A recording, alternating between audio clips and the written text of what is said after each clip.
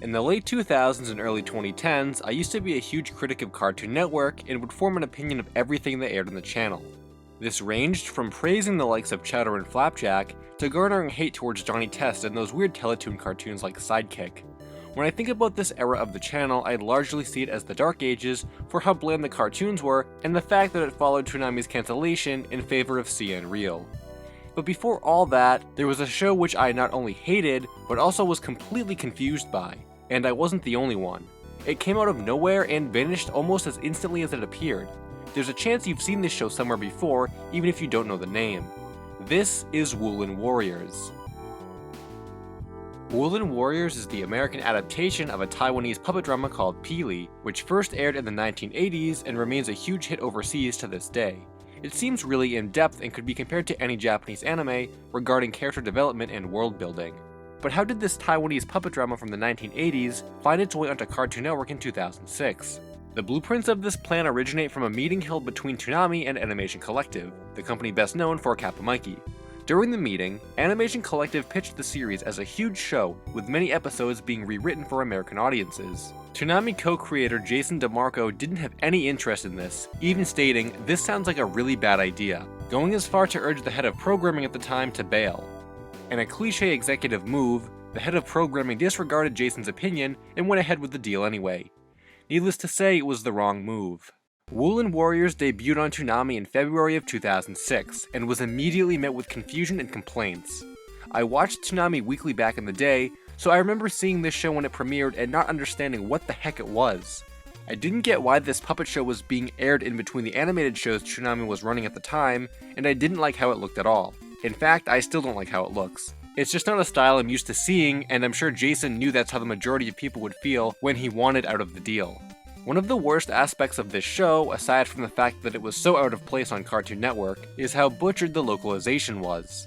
I don't know much about the source material other than what I've read, but it sounds like Wulin Warriors suffered from common American stereotypes in its script. This ranges from dialogue being inserted into places where it was not originally present, and more infamously turning the silent character named Scar into the comic relief who constantly makes jokes about pizza. You know what this means? Pizza party? No! It means we must return to the academy. To eat pizza? What? No! To consult with the Oracle. The Pizza Oracle? There is no Pizza Oracle, Scar. So you keep telling me. I did not catch this overabundance of blatant localization at the time, but now it's certainly comical to look back on. Wulin Warriors would go on to air one more episode the following week, before its prompt cancellation due to poor ratings and complaints. Once Toonami stopped airing it, I didn't even question where it went. I was just happy it was gone, and assumed it had something to do with people not liking it. I don't even remember any promotion for it, it sorta just appeared one night and was gone almost instantly. The fact that this was an intense overseas action show probably made it appealing to those programming executives, and I recall hearing that the price of the show was so cheap they didn't want to pass it up. It was just too different looking from what Toonami and Cartoon Network viewers were used to. I'm also pretty sure they gave it a time slot that was earlier on in the block. This probably didn't help in having it gain a following since the younger kids were still up and most of them probably waiting for Naruto at the time.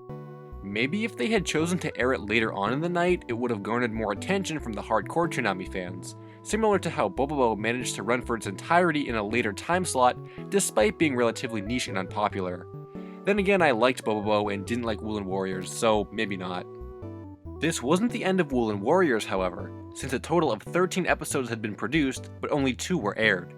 For a while, Wulin Warriors became lost media as their remaining episodes were not available in any format and remained unreleased. This was until 2008, when the whole series was dumped online to the AOL Kids channel, where they sat until the service was shut down. Once again, the series had become lost media, as no one hosted or re-uploaded the episodes for many more years. They would, however, resurface yet again as the unofficial Wulin Warriors account released them in 2016. And unless this channel goes under, these will probably be their final destination. Wulin Warriors was either a bad idea that never found the right audience, or a bad idea that never had an audience. While I still don't think it ever could have become the hit those programming executives wanted it to be, I still think it could have gained some kind of following had the localization been better and had it been aimed at an older audience. Maybe this show would have best fit on Adult Swim, since they have a variety of different mediums they experiment with. but trying to cram it on Toonami and aim it towards little kids was just a bad idea. I still don't like the show, but I think if it was handled better, it maybe could have found some kind of success somewhere. However, it only remains a failed experiment in the history of Cartoon Network as one of the worst shows they ever aired.